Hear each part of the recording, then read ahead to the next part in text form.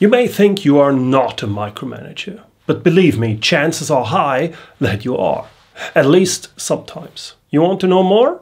In this video, you get to know the 7 signs which show if you are a micromanager. Stay tuned.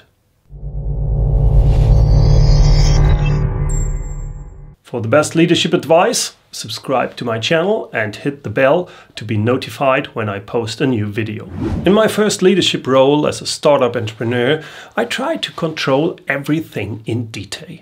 I was a micromanager, and it was absolutely time-consuming. Luckily, over time, I learned how to delegate and how to trust my employees. That helped me to find the time to work on the really important things instead of spending most of my time micro-controlling my employees. Micromanagers have a negative impact on employees, especially on employee motivation.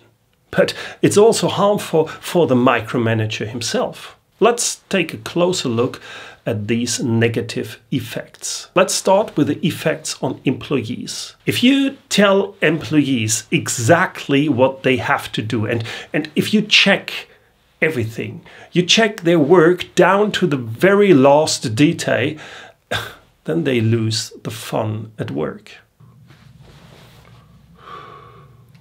Don't get me wrong, it's okay to control results, and you need to do that.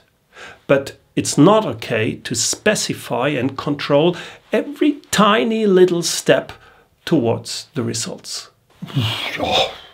If you don't give your employees at least some freedom to find their own way to get the result, then this is highly demotivating and frustrating for them. Because whether you like it or not, with such behavior, you make it clear to your employees that you don't trust them and certainly don't trust their abilities. My boss always specifies every tiny little task in detail. He doesn't trust me at all. I think he believes I'm stupid and need to be told everything. The bad thing about this is that over time you train your employees to become dependent. After a while, you wonder why your employees don't seem to have any ideas of their own. A micromanaging boss often finds it difficult to set priorities. Everything always seems important and everything always seems urgent. Yes, that's my job. Everything is important. But think about it. Your employees, they are confronted with a flood of tasks that they cannot deal with. They cannot deal with it, at least in time. Everything is important and everything is urgent to you. You aren't talking about strategy, goals or the big picture, but only about small and tiny tasks in detail. The employees cannot classify the significance, the importance or urgency of tasks because their boss, you, is neither giving the direction of the big picture nor is talking about why a task is important. The micromanager puts his full attention to details and he has a lack of confidence in others. The problem is that he strongly believes that he must set the course and must set and control every task and every employee. But this is also negative for him because this costs time and it costs energy.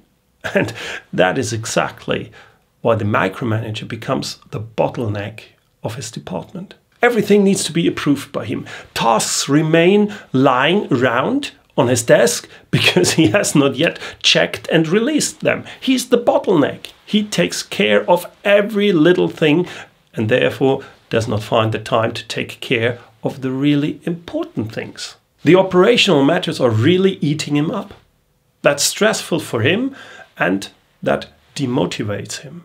Do you want to know if you have a tendency to micromanage? Here are 7 questions.